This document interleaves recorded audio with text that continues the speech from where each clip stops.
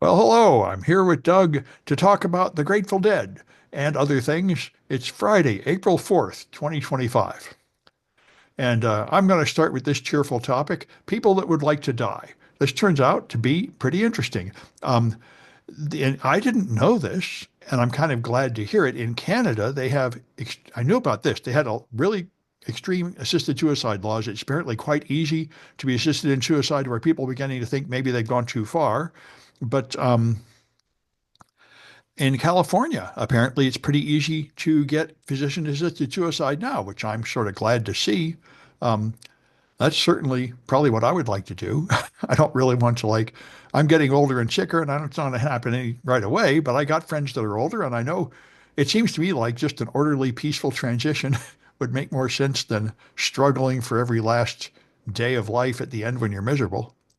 And so they have a BBC came to watch a guy commit assisted suicide in America, and they say the doctor that helps him does this all the time, has done 150 deaths before in California. There's a well-established system for it, and I'm glad to see it. I do understand the concern that once this becomes legal, then I really know a lot of people whose family would just cheerfully kill them to get their money. And it seems to me like 9 out of 10 people I know, when the patriarch of the family dies, everybody reveals themselves to just be the worst kind of traitorous, money grubbing slime that just try to steal things and trick people into signing forms. And it's incredible. If you think people have any higher goals in life than just getting money, even if they have to kill their own relatives to get it, that seems to not be true of 90% of people. It's real disillusioning to see how rotten people are when there's a pile of money sitting there. So that's Yeah. an issue. Anyway, and the other thing, which is not so nice, is they compared American life expectancy with Europe. And it shows what I've seen several articles say that Americans die young, and even the rich Americans die young. The average life expectancy of someone born in Switzerland or Spain in 2019 is 84 years, but the average US expectancy is 78.8. And in America, the difference between rich and poor is much bigger than in Europe, but even the rich Americans die as young as the poor Europeans. So this is something I think anybody could tell by just looking at them. Americans lead a very unhealthy lifestyle. We have a very unhealthy diet, and people just don't take care of themselves here. Anyway, this is the thing that, if RFK Jr. was not a complete idiot and a lunatic, his main point would actually make sense. He said, infectious disease is not the big problem. The problem is chronic disease, and we really should be focusing on the American diet. And he's not wrong about that, except he wants to do stupid things like cut off all prevention measures for AIDS and end vaccination and things like that. So he's going to end up doing more harm than good. But if he only had like a partner to like talk sense into him. So he only did half of what he wanted. It might actually be good, but what he's doing is burning down all the good stuff and not burning up and not implementing the new good stuff. But anyway, so I thought that was interesting. I did not have any Yeah. idea that just as suicide was legal in California even. No, I didn't know that either. It was Jack Kevorkian, Oh, who I long think, decades ago. yeah, Yeah, but I think at that time it wasn't legal. That's why he was highly controversial. correct. Yeah. But Yeah. apparently, I've also heard it was legal in Oregon a few years ago, and everybody was screaming and yelling and fighting over it and stuff. And of course, I haven't seen it in California yet, but I'm sure there are going to be scandals where the kids in the family conspire to like frame their parents and get them to have assisted suicide when they don't really want to. That seems inevitable. That's going to happen. Anyway, Yeah. Interesting about Oregon. I'm just looking up. yeah. I think they Uh, had it a few years before we had it. yeah, they call it the Death with Dignity Act. Yeah. And the problem is, of course, how do you put on enough controls to stop people from just using this as a form of murder? Yeah, exactly. Exactly. And of course, there's the Um, really, really thorny issue that there's a lot of people that are sick and old and sort of demented. And are they really qualified to make this decision? And are they changing their mind and stuff like that? I can see there's going to be a lot of thorny edge cases. yeah. Well, one person who's probably kind of famous in history who took his own life was Kodak. the founder of Kodak. Oh, He I didn't was, know that. yeah, he was suffering a long, debilitating illness, Yeah. and he went upstairs, shot himself.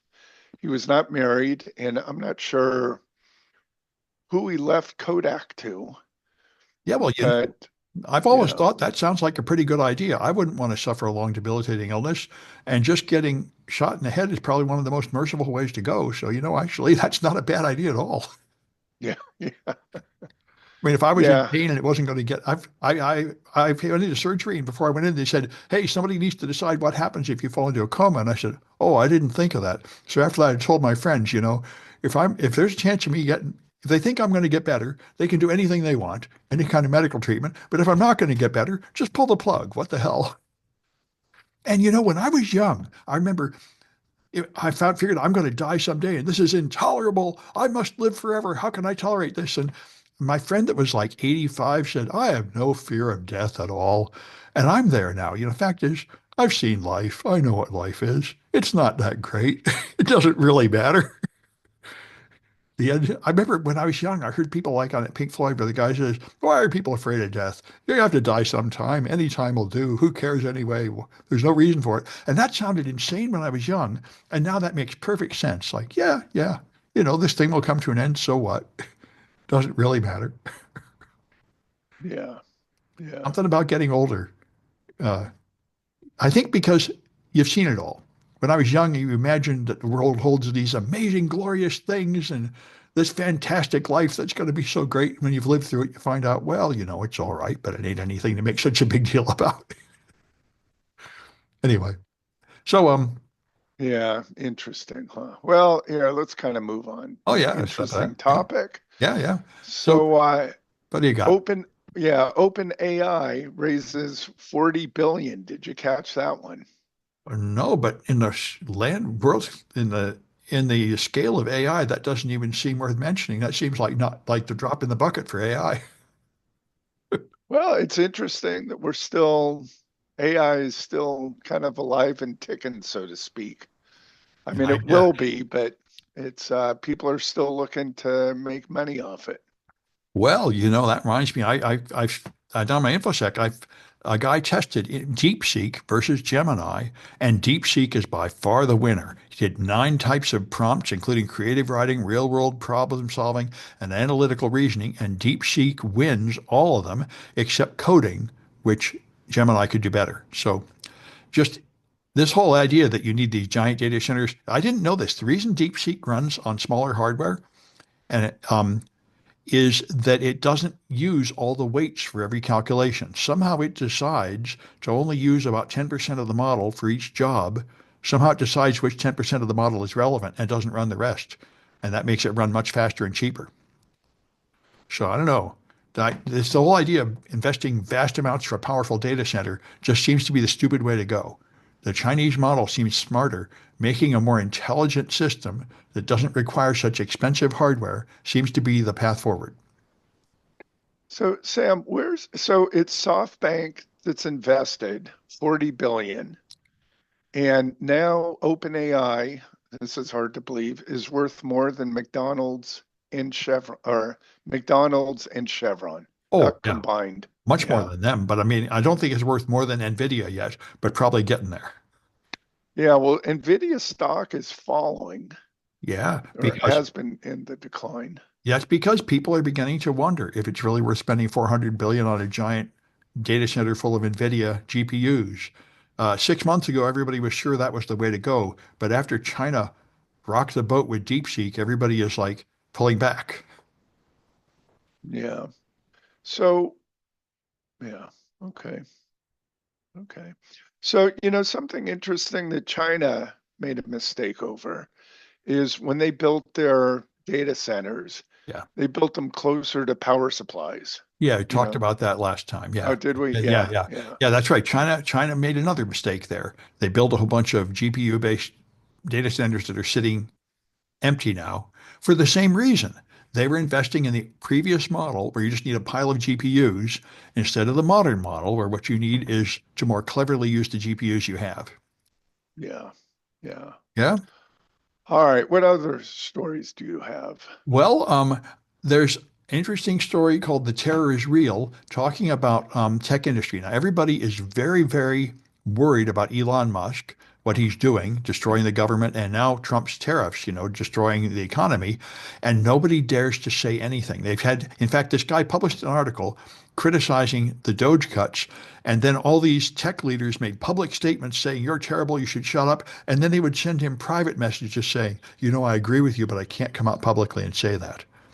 And they Yeah. say, because I'm responsible for a company and hundreds of jobs depend on my decisions, I cannot publicly criticize any part of this administration because they'll take terrible revenge on anybody that speaks up against them.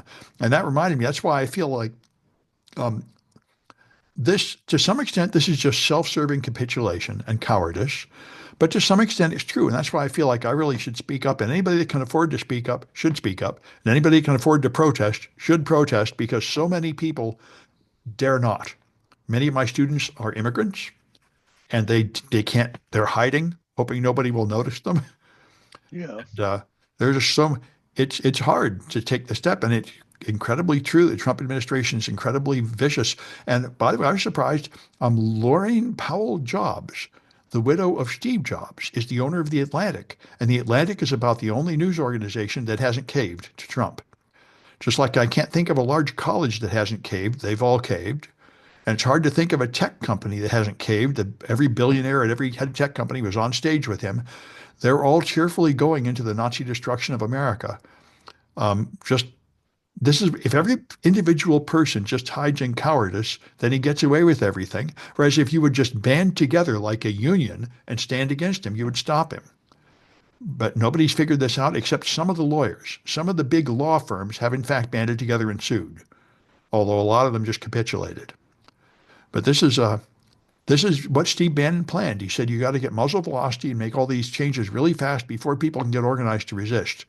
And it's Right. happening, but we really need to get organized and push back.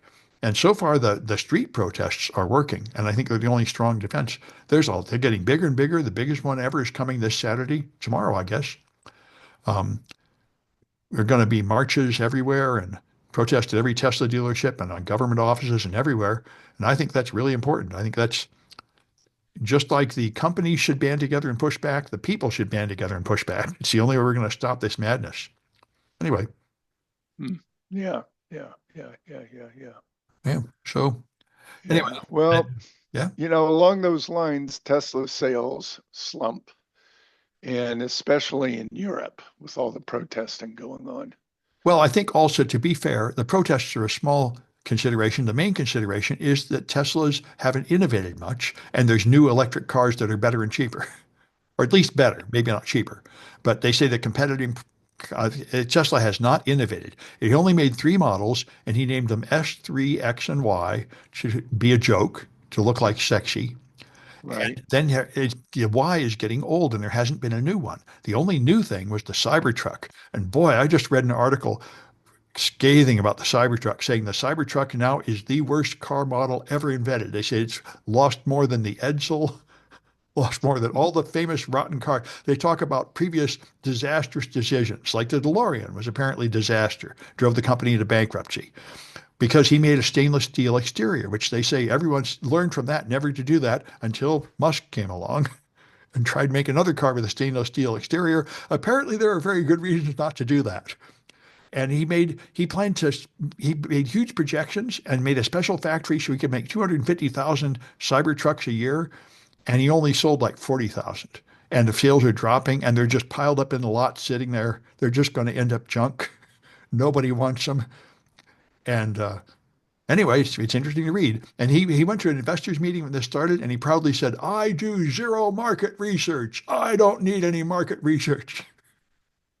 Yeah, it's kind of like Apple, sort of Yeah, Steve Apple Jobs said the attitude. same thing. I remember Steve Jobs, when he was going to bring out the iPhone, they say, "Why would somebody want to squint at this little computer screen and try to type on this little Yeah. thing you can't even see?" He said, "Nobody wants that. When we do a focus group, nobody's asking for that." And he said, "They don't know what they could have." And he was right. But very few people can actually predict something that well. 90% of the time, if nobody tells you they want it, it's because nobody actually wants it. Yeah. Yeah. Yeah. Anyway, um, So Sophos has put out an active adversary report, which is pretty interesting because I guess they run managed network monitoring and response. So they have an instant response team and they have a managed network monitoring. Forget a technical term for it there. And they compare all their information, which is pretty interesting. The median dwell time that the adversary is on your network is now 2 days, which means you have to respond fast or you're wasting your time. And can you guess the main root cause of how people get on the network? Phishing attacks. Well, yeah, it's compromised credentials. Without, Oh, okay. that's why it's correct. Everything I always hear is you got to turn on multi-factor authentication for all accounts, which is difficult and people don't want to do it. But everybody says that's your number one move, and it really is. That's 41% of the come in that way. Only 22% come in through vulnerabilities, and brute force attack is 21%. So, this is why I hear a lot of people talk about vulnerability scanning and patching. That's not really as important as multi-factor authentication. Yeah, yeah, And yeah. but you're right, phishing works because, and then they're using living off the land binaries like crazy, which they don't really use malware very much anymore. You don't need to. You use existing tools, and then you don't set off detection. Uh, and the number one, and here's a great one: RDP is used by attackers in 84% of cases. That's right. Even if you put up an Azure cloud server, Microsoft will try to stop you from turning on RDP. They will pop up warning boxes. No, don't use RDP. Are you really sure you want to use RDP? RDP is a pretty bad idea. I guess they're right. And uh, and remote ransomware is now a big thing, which is where ransomware attackers will find an unmanaged or underprotected endpoint, compromise it, and then they will leverage that access to encrypt data on managed domain joined machines. This is how 70% of successful attacks work now. So in both that and the multi-factor authentication, it's the problem which is kind of obvious, which is what happened to Oracle. You have this network, but somewhere on your network is this old machine that you haven't updated, that isn't protected, that you're not really monitoring. Just like you have some accounts that don't have MFA, so if you leave a door open somewhere, they will find it. Right, Yeah. right. So anyway, I thought it was pretty interesting. And it does show something I've heard from my ransomware people, my friends that work in the field of ransomware. They said they always get in through a security 101 vulnerability. It's not your failure to do the fancy stuff. It's your failure to do the really basic stuff, like turn on a firewall, change the default password, things like that.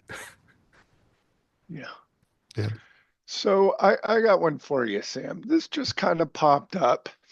You remember Elizabeth Holmes? Oh yeah, with the fake blood drop thing. Take Yeah, with the blood drop thing. drop of blood and tell you your medical problems from that. Yeah. So that was what, about 5 years? No, Maybe was 10 it? years ago. No. Well, I mean, when she started, Yeah. but she was incarcerated. She was found guilty. She's sitting in a federal prison right now. Yeah, she got a few years, I think. Yeah, I believe it was 9 years. At the same time, there was the what was dubbed the male version of Elizabeth Holmes was Trevor Milton. Did you ever hear of him? Is he the guy that had that truck where he tilted the camera? Trump just Yes. pardoned him, right?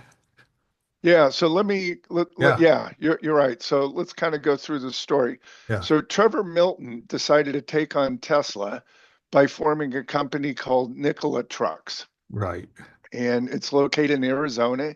He had a partnership with General Motors that he claimed, or GM actually claimed, either 2 billion, $4 billion. So this is sort of in the ballpark of Elizabeth Holmes and her $9 billion I remember of she had investments. Target and all these big companies really did partner with her and put Yeah, a bunch of money to build those machines and stick them in the pharmacies and stuff. yeah. So Trevor's idea was to go with hydrogen power, and it was for semi trucks. And he was going to have his first I guess deployment would be a hydrogen was for I guess it would be short haul trucking, meaning between LA, San Francisco, and Las Vegas. That's not a And completely stupid idea, actually. no, it's not. It sounds very good. And the way that hydrogen would be produced was with all the excess power using solar electricity. So that way you don't have to have hydrogen fueling stations everywhere. You have three of them, so that's doable. Yeah, that sounds actually more plausible than the bullet train. Yeah, yeah. I mean, it really sounds like a good idea. Yeah. The problem is he had a demo truck and he towed it to Utah, and they had to drive or go down a freeway while they filmed it. And if you tilt the camera, it looks like it's on level ground, and it turns out it didn't have an engine or anything. And I don't know why they anyway, have to fake it. It seems like he could have really done it, but anyway. yeah, it seems that way too. But when he demoed his truck or when he had it on stage, he kept people back and he put duct tape uh, over the nameplate and of just common off the shelf parts. Mhm. And so when it arrived on stage, it was pushed onto stage and I think it was pulled off stage. So Yeah. it was kind of complete fake. But you're right. He could have done it. The Yeah. problem is I think his maybe one of his downfalls was he hired his brother who was pouring concrete in Hawaii and made him the head technical engineer. He kind of made some Yeah. poor decisions, I would argue. And he also claimed that he had a Badger, which was the alternative to the Cybertruck. And he claimed that was driving all over Arizona. Yeah. So he was convicted. And by the way, let me kind of a little more to the story. Trevor, when he was around 19, 20 years old, founded an alarm company. And this is sort of important to the story. And at 20 years old or so, he sold that company to a couple for $800,000. And the couple put up everything they had. They mortgaged their home. They gave him 300,000 in cash and then took out a loan for $500,000. When they went around to all the customers, they found that they all prepaid to Milton directly by check and wrote the checks out in his name. So essentially, all the receivables that they had, all the customers they had already prepaid for a year or two. Yeah. So this drove that couple into bankruptcy, and they had to sell their house. The woman wound up getting a job at Walmart, and every so often she was a cashier. Trevor would be her customer. And they obviously knew each other. She was Mhm. angry, but didn't want to get fired. So Trevor goes on. Unlike Elizabeth, he goes out and he buys a $46 million home, the most expensive home in Utah. And he sells off his stock. So he has a little cash cow. And it's rumored to be about $2 billion. But he gets convicted of wire fraud and winds up going to prison. He gets a 4 year sentence.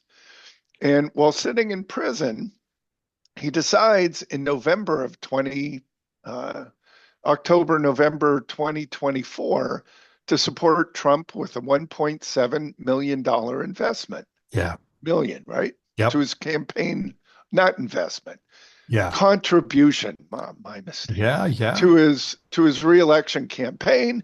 And lo and behold, what happened in March? He gets pardoned. Giuliani in the first term went to people and said he could get you a pardon for like a fixed price. I think it was $100,000 at the time. Yeah, Trump had been selling these. And to be fair, Bill Clinton just sold a bunch of pardons at the end of his term just to maybe blow up a nest egg. That's why the pardon yeah. power is just appallingly corrupt.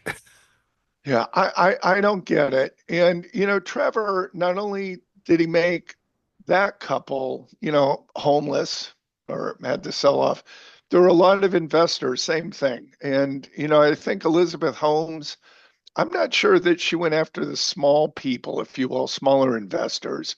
I think she was more after people who were very well off. People would invest 10 million, $100 million. But Trevor, I think, went after the smaller investor Yeah. and wiped out a number of people, kind of like Bernie Madoff with Yeah, this I scheme. mean, I'm afraid the bottom line is undeniable that the American justice system is very corrupt, and Yeah. knowing how to bribe the right people is a lot more valuable than actually not committing as bad crimes, Yeah. Yeah. So, especially under the Trump administration. yeah. So I don't know, Trevor may have spent what, a year or 2 years? I'm kind of curious to look it Yeah, up. yeah, And for $1.7 million, now he can go back to his home that's his 40, probably is worth a couple million more, $50 million home in Utah. yeah. Well, So, yeah. does crime pay? That's Well, up to the, Well, it certainly does now. And I mean, we're going to yeah, be like Russia, where everybody is just on the take and you have to bribe people. And then you go back to the old feudal system, which is explicitly right. what the modern tech growers want. Remember, in the feudal system, the noble people are outside the law, but they just kill each other with duels and stuff. And that's how it is in Yeah. Russia. But Putin just has you pushed out a window if you irritate him. So if you don't have the law and courts, then you just have savage battle. This is pretty much how a city college works. The administrators just knife each other in the back in the dead of night. There's no due process for them. They have a lot more money, but they live in a savage jungle where they're stabbing each other. Yeah. Yeah. Yeah. Yeah. And Yeah. that's the old feudal system, and that's what we're going back to, as far as I can tell. Yeah. So, interesting about Trevor and Yeah. Sam. The reason I brought up Elizabeth Holmes Yeah. is she has two children and a husband, Billy Evans. And Evans is worth $10 million. And the Evans family, meaning Billy's parents, are worth, I believe, in the 100 million. They have some very high-end hotels Yeah. in, I believe, Southern California. Not that that matters, but I have to ask, why wasn't Billy, contacted, or why didn't Billy contribute and get Elizabeth pardoned? Yeah, who knows? The main thing I notice is it's a whole lot better to learn to live without all that money. The people up in that level of money just seem to have to do rotten things to get it. It's not that hard to live without $10 million. And then you don't have to go do a lot of crime to support your lifestyle. True, true. But it's easier when you have the money. You might not be happier, but it's easier. As far as I can tell, all that money creates as many problems as it solves. I think studies have shown this too. If you look at people's happiness, when they're really, really poor, they're miserable. But if you get enough to be sort of comfortable, everything's fine. And further money beyond that doesn't make you any happier. It just Yeah. complexifies your life. Yeah, yeah. I think you're right on that. Yeah. Anyway, So anyway, I thought that was interesting. I was totally surprised. I was totally caught off guard by Trevor Milton. I mean, yeah. he's kind of, he's a nobody, so to Yeah. speak. Yeah, well, it's real clear about how this works. Trump goes to Yes. Mar-a-Lago. People have to pay like one or $200,000 to be members, and he chats up the people there. He always tells people have been telling me that the Elizabeth the anti-fraud agency, the Consumer Financial Protection Bureau is terrible and it's ruining people. That's why we have to get rid of it. So he's talking about the multimillionaires that talk to him at Mar-a-Lago. Those Yeah. are the people that have his ear. And if like a few of them tell him, I was planning to pollute the water and this rotten government agency stopped me, he'll then get rid of that government agency for them. That's his real constituency. That's why I never understood poor people voting for Trump. He represents the multimillionaires and now increasingly the billionaires. Yeah. That's why I Yeah. think he's probably going to reverse these tariffs because the billionaires are fine if the economy collapses, but the multimillionaires are the ones that are mainly in the stock market that are going to lose money. And those who are going to talk to at Mar-a-Lago, probably within a week, those guys will pressure him into reversing the tariffs. Of Sam, I think you're right. We don't know for sure, course not. but I mean, this sure seems like a bluff. Well, that problem is, I'm afraid it might not be because I noticed the thing about Trump, which I've seen is often the case with powerful people, is he Yeah. has certain focused, fixed wrong ideas. Like remember Ronald Reagan, it was everything is the Russians. Hating Russians is Yeah. the only thing, and that will never move. Trump seems to have two beliefs that he really believes that are wrong that no one can shake him off of. And one is that when he puts a tariff on something, the foreign country is who pays for it, not Americans. And the other one is that a trade imbalance represents theft from us. So if we buy Chinese stuff, but they don't buy American stuff, he thinks that means they're robbing us, which is completely false. I mean, we buy Chinese stuff because it's cheap. Then we could use it to manufacture something that we export to somebody else or we just benefit from, and that's not hurting us. But he believes, he's always talked about this right from his previous term, this thing about trade imbalance. If we buy from China, but they don't buy from us, that represents them stealing from us. This is a strange idea in his head that nobody can get out. And so he may feel compelled to stick with this, convinced that he's actually righting a wrong, even though everybody tells him it's garbage. Anyway, he put up Yeah. the tariffs a couple of days ago. He put up this chart, and everybody's having fun with the fact that the chart was completely random numbers that make no sense at all. He put tariffs on uninhabited islands that are not exporting anything. So they wonder, how did anybody make this chart? And they said, well, the official technique of calculating it is you take the goods but not services that we purchase and then take the goods but not services that we provide to a company, to a country, and divide those, and that's how you get this percentage. But even that wouldn't make any sense. You would never get any number for the uninhabited islands. So what people have concluded by trying it is this: you get it from chatbots. They got AI to write that thing, which is the only way it could be so completely stupid and random. And people tried asking ChatGPT, Gemini, Claude, and Grok, and all of them gave very similar answers. And by the way, even Grok would then tell you, these numbers are pretty unreliable and you probably shouldn't really base any policy on them. So that's how you make that ridiculous chart and these ridiculous tariffs, which are, this is something I just heard on a podcast. One of the Pod Save America guys says, the pattern with presidents is in the first term, the president serves the White House, but in the second term, he figures out the system, and now the White House serves the president. And you can really see that. The first time, 90% of the Yeah. stupid things Trump wanted to do, somebody would stop it.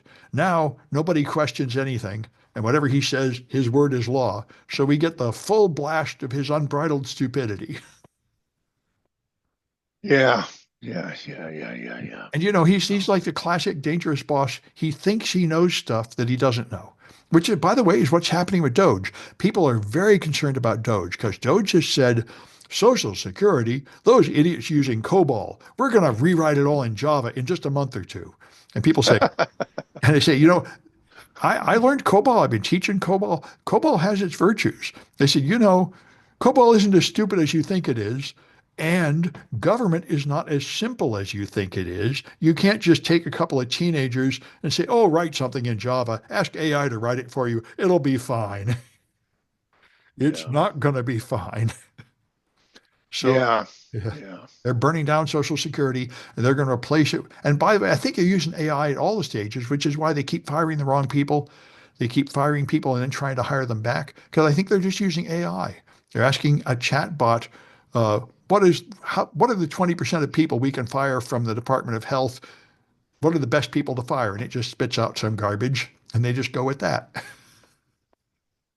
Got it. Got it. All Really, right. I think Well, that's what he did at Twitter, right? At Twitter, he just fired everybody. And just like this, then he tried to bring some of them back. If you have a company where nothing matters, like who cares if Twitter's gone?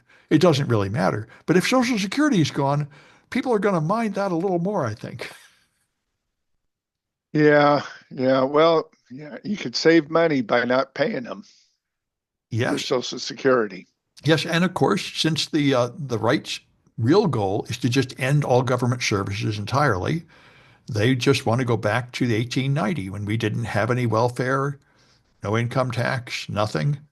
Government doesn't Yeah. provide any service at all. Everybody's just supposed to have their own shotgun and pickup truck and take care of yourself, which is the way it is in Texas, but the cities don't work that way. Anyway, we're living through exciting times. Yeah. And So here's my last one, and yeah, I kind of saved this for the end. yeah. TikTok. Remember Oh, yeah. TikTok? That sale is Trump, supposed to be coming up pretty soon, right? yeah, tomorrow. It's over the weekend. Oh, So bidders include a Wall Street investment firm. This is interesting. Mr. Beast, Oracle, and there's some others out there.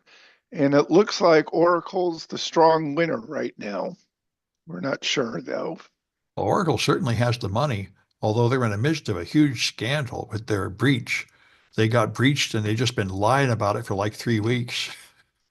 And they're following like the worst instant response strategy ever. First, you lie about it.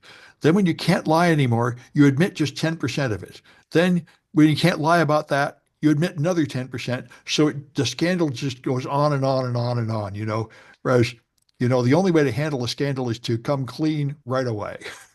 Anyway, Yeah. So anyway, interesting to see what's going to happen with TikTok. And the one who's kind of out of the running here, and what I mean by that is the ban, which Zuckerberg and Facebook has wanted. well, sure, because they And made their competing product, right, right. which apparently Yeah. is not as good or as popular. TikTok remains popular, supposedly because of this all-powerful algorithm, which sure did not work for me, but I guess I didn't spend enough hours trying to use it. Sam, you're not young enough for the algorithm to work for you. That's what I figure. It seems to be the thing for people under 30. Yeah, yeah. And it's interesting. I kind of heard this discussion.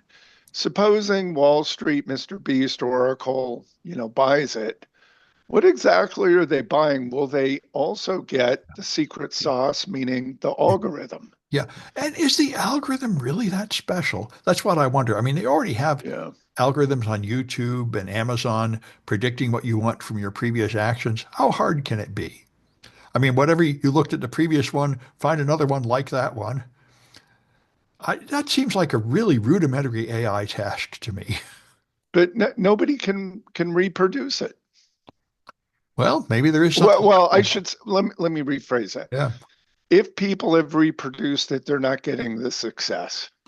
I guess not. It seems to me like YouTube does a good job recommending videos to me, and Amazon does a pretty good job recommending music and products to me. It seems to me like it's working pretty well, but maybe it's Yeah. optimized for old people. Because, young people supposedly want everything in really short bursts. They want everything to be video. They want everything to be flashy and entertaining. That's why it all just looks like TikTok just looks like a bunch of commercials to me. I feel like the old movie where the guy's watching Blipverts, where the ads come in so fast his head explodes. I don't want it to be so full of action and exciting people, and it's full of like 10-second videos of some woman doing one little dance move and stuff. I try to tell, and I don't want to watch that. Maybe young people want to watch that. Things that are so Yeah, short, they have no content. yeah, it's kind of what's the purpose? Well, it's just entertainment. Like I see So some YouTube 10, videos. wait, 10 seconds of entertainment? Yeah, well, actually, I do watch some of the cat video ones where they just have little 10-second clips of a cat doing something funny, and that's interesting. So I guess it's like Okay. that. But mostly I And, want to and watch. and so Sam, so if you watch a 10-second video clip of a cat, Yeah. where's the financial? Where are they making the money? Well, in YouTube, they stick it together into like a 10-minute video, and then they'll put an ad in front of it. I see. Okay. In fact, Okay. I saw something in the news of 6 months ago, and I wondered where it is. There apparently is a feature film that comes out every year that is 2 hours of cat videos. Somebody takes like 500 cat videos and streams. I think I might go watch that. That could be fun. Anyway, I've never All seen right. it in the theater. So I got one for you. Yeah, There's when cable TV was first hitting the airwaves, right? yeah, Or not the airwaves, but when cable TV came about, yeah, and we had 700 channels. There was somebody that tried to promote the puppy channel, which was puppies 24 hours a day, just little video clips. yeah. That could, that probably at the time that made more sense than 24-hour news. I remember 24-hour news seemed insane. Like, who would want to watch that? Yeah, yeah, yeah. Yeah, that is interesting, I could huh? see how the puppy videos would be good, like in a store or a restaurant where you just want something in the background, like background music. That could be good. Well, I guess, the puppy videos came out around the same time when they had the, I have to laugh at this, where they had the videos of the fireplace, the wood burning on the fireplace for Yeah, I remember Thanksgiving, Christmas. that K-Ron did that. They had like the Yule log for like 24 hours. Yeah. And I don't get it. I just, Well, it was kind yeah, of pleasant background, And his idea is sort of like a family values thing. You should be talking to your family members. So rather than having something really interesting, we'll just have a pleasant background. Like now they have picture frames that just have like a series of pictures. It makes sense, just a background thing. Yeah, but watching a log burn on a TV. I think it also had like soothing music. So it totally would do for like Yeah. just an ornament to stick in your room. You know, a little bit of this sound helps facilitate conversation because it sort of fills the silences. All right. Sam, you got another story? I do have one. Actually, the last Okay. one I have is I need to check this out. Notebook LM. Have you heard of this? This is Mm, this is I a Google product. And Notebook LM is intended to use AI to analyze documents you upload. So you would upload documents and it would then summarize them or something for you.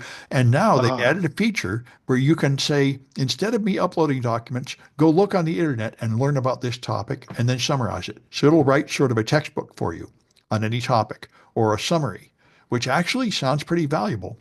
They now added a Discover Sources button, and it has some degree of free service. So I think I really should start playing with it and write it up for my students. Um, this is something many people want, and this is a trend I'd really like to see move forward, which is small, specialized AIs. Instead of these huge yeah. chatbots that supposedly know everything, a small one for just one task is probably going to be much more effective at delivering business value at a reasonable cost. Yeah. Yeah.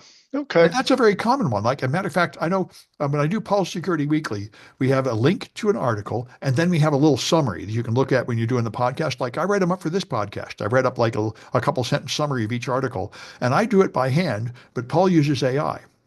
And that's a job that AI is supposed to be good at. Summarize this article. Now I know in it had a pretty spotty history. Like, there's been some spectacular cases in the last 6 months of the AI generated news summaries being totally wrong. Like, it'll end up writing a headline that is completely the opposite of what's inside the article. But summarizing, a document of several pages down to one paragraph is a standard AI task and one that a lot of people will pay money for. Hmm. Yeah. So Yeah. that's what this does. So I'd like to check it out and see how good it is. Well, I got one last story. That's your last story? Yeah. All right. I got one last one for you. This is kind of interesting. Radio stations, AM, FM radio stations are Oh, going those. dark. Well, yeah, I'm surprised they even still exist. I mean, Yeah. that's a Yeah. pretty ancient technology. Yeah, it is. But it's interesting. And what's going on though is in the Reagan era, Reagan opened up radio stations and I believe TV stations so that you could have one company owning multiple stations in one geographical area or metropolitan area. And so what happened was where there was a lot of diversity in the programming. With Reagan, you all of a sudden could have one company that might own 8 radio stations in a market or 20% of the market. So no matter which station you listen to, 1 out of 5 would be sort of similar, same content, same company, Yeah, same now same kind of. I know that's happened to newspapers now. They're all owned by like two companies. Yeah, yeah. So radio stations have done the same thing. And they're going off the air because they can't pay the bills. And even though they've automated and automated and automated, there's still no profit in there. Yeah. But what's kind of interesting is they're not selling their license. So the frequency that they broadcast on, their radio station license does have some value, but they're not selling it. And the reason is because they don't want competition from maybe one of their competitors in the same market space. So we're seeing the AM radio dial starting to open up with holes in it, where I believe in most metropolitan markets, it's totally full. In other words, you can't squeeze in another radio station. I wonder if you could repurpose that bandwidth for something else like internet traffic or something. Well, it's in the AM, which is pretty slow. It's long distance, but slow data transmission. Yeah. And if you go to FM, I think it's a little bit faster, but not that much. So for example, you couldn't do a video stream over AM radio station. It's way too slow.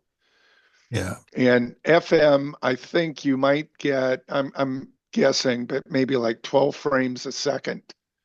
So it Yeah. would be like a security video, and I don't think people would enjoy watching that. Yeah. And I think the alternative technology is already out there, which is Starlink. Yeah, Reach yeah, them. So, I yeah, mean, if you can reach any remote area by Starlink at, I think it gives you like 10 or 100 megs, plenty of bandwidth. So yeah, I think yeah. there's no reason for this inferior technology to ever be used. Yeah, exactly. So, it's interesting, Yeah. where this is kind of Yeah, it makes going. you wonder. I mean, it's an opportunity for somebody. You could buy this bandwidth and do something with it if you have some idea for something that would be economically valuable you could do with it.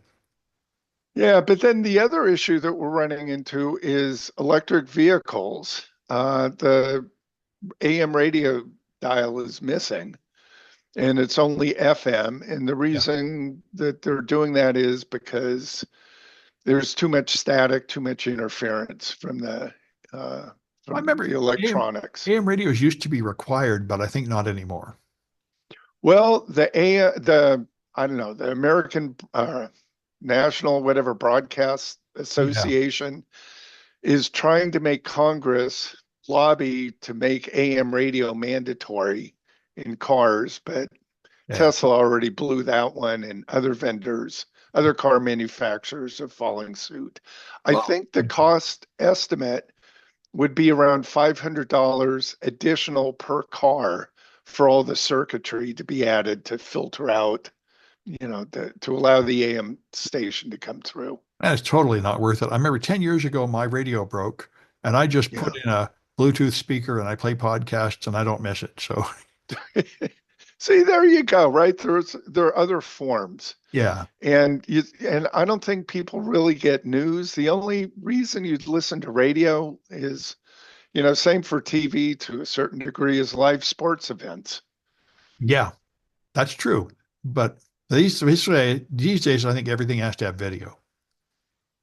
Yeah, yeah, yeah. And even, TV is struggling as well, but somehow they've managed, but I don't think TV is going to be around much longer either. Boy, I listened to Keith Olbermann's podcast and he said like the network TV news, like I think CNN had like 500,000 viewers last month and like MSNBC had like 800,000. That is horrible. I mean, there are like 400 million people or 300 million in America. They're not even reaching 1 million anymore. It's like Wow. it's like pathetic. That is not the way anybody gets their news anymore. Yeah, interesting. So, we had newspapers and newspapers, magazines is one way people got news. That's kind Yeah. of, Now gone by the wayside. I Then we think had it's radio. now it's Yeah. podcasts. Podcasts reach a lot of people. Like, the Yeah. big popular podcasts reach tens, maybe even hundreds of millions of people. That's how you reach people now. Yeah. Yeah. Yeah. Yeah. The problem is though, the podcast market, there's no money. Absolutely not. No, I see all the money goes to like the top 100 and everybody else Yeah. makes nothing. Yeah. Yeah. Well, Yeah. that's the Yeah. thing. There's no barrier to entry. Any idiot like me can just, turn it on the computer and do it with no investment at all. So there's millions of people doing it. And it's like rock music. Rock music was similar. All you need to do is get an electric guitar and you can have a garage band, but your chance of ever making any money is zero because there's really only a market for like the top 50 or 100 and Yeah. everybody Yeah. is doing it. Yeah. So you have Yeah. very small chance of reaching the top. Yeah. And as we've kind of learned, and Taylor Swift kind of demonstrated this, that even if you're, a top singer, there's not a lot of money to be made because the promoters and everybody is taking a nice chunk out of it. Well, yeah, just I think you can also compare it to sports. I mean, a few people actually get in the NFL and make money, but Right. 99% of them never make any money. Acting too. There's a bunch of professions. That's Yeah. why, it's nice to be in tech. where even if you're like an average tech, you can get a job. But if you're an average actor or an average musician, you're totally wasting your time. You'll never make True. it to the top unless you're way much better than everybody else in some major way. Yeah, yeah, yeah. Yeah. Well, we talked about Mr. Beast, and he just seems to me like a regular guy, and I don't know how he made it big time. He's And extremely rich and popular. I don't really know what he does. yeah, We were talking before we started. I saw an ad on Prime Video where he's going to run some kind of game show where there's a million contestants and somebody wins $1 million or something. So it seems like sort of a crowd pleaser, Monty Hall kind of guy. yeah, yeah, yeah. So All whatever he's right, all doing, he right. makes a pile of money on it. Yeah, yeah. All right. All right, that's it for me. We'll see you Yeah. on Tuesday. Yep. Tuesday it'll be. Tuesday it'll be. Sounds good.